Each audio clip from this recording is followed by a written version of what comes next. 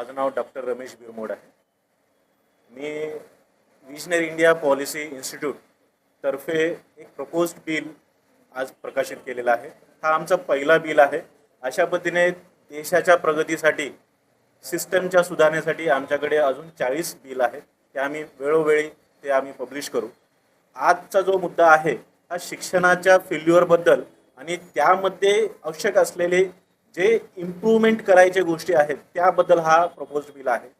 तर हा बिल बनवताना आम्ही इंटरनॅशनल लेवलला वेगवेगळ्या पद्धतीचे एक्झाम्स होतात.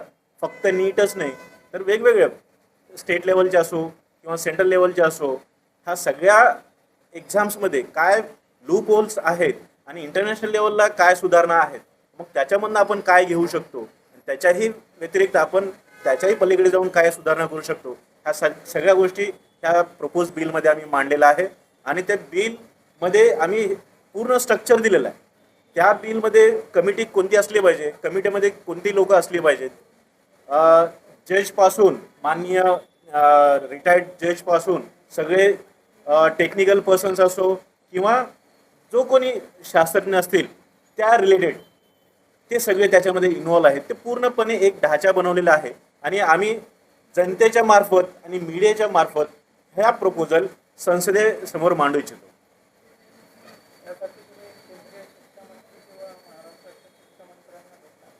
हो, आता 19 तारखेला जनतेच्या मार्फत माननीय शिक्षण मंत्री प्रधानजी आणि आपले भारताचे माननीय पंतप्रधान नरेंद्र मोदी साहेब यांच्यापर्यंत आम्ही हा बिल पोहोचवू. हा बिलचा कॉपी आहे. त्याच्यामध्ये 46 प्रकरण आहेत आणि खूप डिटेलमध्ये अभ्यास करून हा बिल लिहिलेला आहे. बिलचं विशेषतः हा बिल जर ॲक्सेप्ट झाला तर आपल्या देशात कधीच पेपर होताना, एक्झाम होताना कोणत्याही प्रकारचा गैरव्यवहार होणार नाही ह्याची शाश्वती हे बिल आहे. धन्यवाद.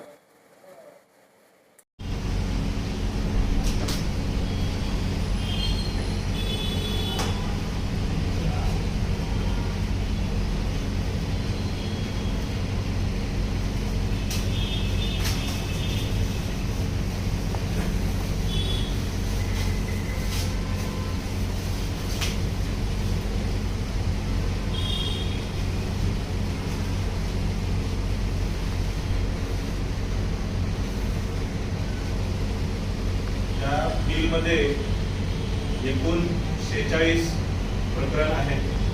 46 प्रकरणामध्ये पूर्ण डिटेलमध्ये काय क्रायसिस आहे, सध्याची भारतात शिक्षणाची काय परिस्थिती आहे, इंटरनॅशनल लेवलला काय परिस्थिती आहे, त्या इंटरनॅशनल लेवलला ती लोक कशा पद्धतीने कंडक्ट करतात, आपण कसं कंडक्ट करतो, कुठे लूप होल्स आहेत, ह्या सगळ्या गोष्टी एक्सप्लेन केलेल्या आहेत. ते रोडमॅप दिलेला आहे. 5 वर्षाला आपल्याला काय काय करायचं आहे जेणेकरून येणाऱ्या पिढीचं भविष्य उज्ज्वल आहे. आणि आपल्या सगळ्यांना मी विनंती करतो की माननीय पंतप्रधान भारत सरकार यांच्यापर्यंत ही मॅसेज जावं आणि त्यांच्यापर्यंत आम्हाला ही कॉपी पोहोचवायची. ठीक आहे सर, एकदा वर पकडा त्याला. नीटचा पेपर काही वेळा लीक झालाय, टीईटीचा पेपर लीक झालाय आणि असे खूप पेपर आहेत लीक झाले. त्याच्यात आपल्याला हे समजून गरज आहे सगळ्या नागरिकांना की हा एक सिस्टम फेलियर आहे. हा एक असं नाही आहे की कोणीतरी एक पेपर लीक केला आणि त्याच्या आरोपीला आपण सजा दिली. दुसरे आरोपी आहेत, त्या सिस्टममध्ये लूपहोल आहे, सिस्टम बदलायची गरज आहे. सोनम वांगचुकला आज 20 दिवस झाले दिल्लीमध्ये बसले आहेत, कोणी त्यांचं ऐकत नाही आहे. इथे नागरिकांना हे समजायची गरज आहे की इथे आता तुम्हाला आवाज उठण्याची गरज आहे. जर आपल्याला माहिती आहे की सिस्टममध्ये प्रॉब्लेम आहे आणि सरकार त्याच्यावर काही करत नाही आहे किंवा करू नाही शकत आहे, ते आपली जबाबदारी आहे की आपण सरकारला कंट्रीब्यूट करावं की काय सोल्युशन्स आहे, काय चेंजेस आहे, काय सिस्टममध्ये तुम्ही चेंजेस करू शकता. त्याच्यानंतर हा जो प्रपोज बिल आहे पण त्याच्यासाठी आहे की कमीत कमी सरकार एकदा याला घेऊन डिस्कस तर करा. तुम्ही लोकसभामध्ये करा किंवा तुम्ही पार्लमेंटरी कमिटीजमध्ये करा किंवा कमीत कमी कोणत्या इन्स्टिट्यूशनला हे रिव्ह्यू करायसाठी एकदा जर रिव्ह्यू झालं आणि सरकार मानते की या सिस्टममध्ये काही चूक आहे, कारण ती दिसत आहे सगळ्यांना, आणि तरी सरकार त्याच्यावर बोलणं किंवा काही करत नाही. असं मला 20 दिवस झाले. देशभरात वेगळ्या वेगळ्या जागेवर समूह झाले आणि खूप लोक झाले ते प्रोटेस्ट केला. आपण पाहिलं की खूप सोशल पॉलिटिकल मुवमेंट्सनी प्रोटेस्ट केला देशभरात, नागपूरमध्ये सुद्धा केला. त्याच्यानंतर पण सगळ्यांचं हेच आहे की इस्तिफा द्या किंवा काही द्या, पण त्याच्याने होणार काय, सिस्टम तोच राहील, माणसं नवीन येतील. आता तेच माणसं ती चूक नाही करेल, पार्टी कोणतीही असो, ते आपण कसं आश्वासित करूया. त्याच्यासाठी एकच उपाय आहे की जो सिस्टम आहे त्याला कसं बदलावं, त्याच्यासाठी नागरिकांनी आवाज उचलायला पाहिजे.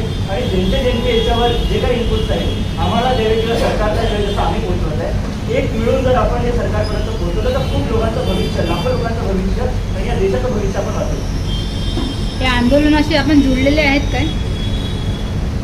माझं असं म्हणणं आहे मॅडम की या आंदोलनाशी कोण नाही जुळला आहे.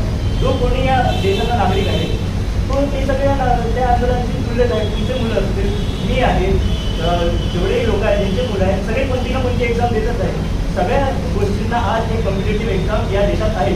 तर मग मला सांगा, तुम्हाला कसं माहिती की मी जी एक्झाम देते किंवा तुम्ही जी एक्झाम देणार आहात त्याच्यात हा सिस्टमिक फेलियर नाही आहे. जर नीटसारख्या परीक्षेमध्ये होऊ शकते, EETमध्ये होऊ शकते, तर मग बाकी पेपर आणि बाकी सिस्टम जे आहे त्या एज्युकेशन सिस्टमची गोष्ट आहे. बाकी सिस्टममध्ये हे असे फेलियर्स नाही आहे. आपण हे कसं आश्वासित करू, जर दिवस ते बाहेर नाही आहे, आपल्याला कसं माहिती की असं काही प्रकरण दुसऱ्या याच्यात नाही. तर फक्त काय पेपर लीक होणं हाच एक मुद्दा आहे की याच्या व्यतिरिक्त अजूनही मुद्दे आहेत मॅडम, सिस्टममध्ये? सध्याचा हाच मुद्दा आहे. एक मुद्दे उचलूया, हळूहळू देशाच्या निर्माणाकडे वाढूया असं आमचं म्हणणं आहे.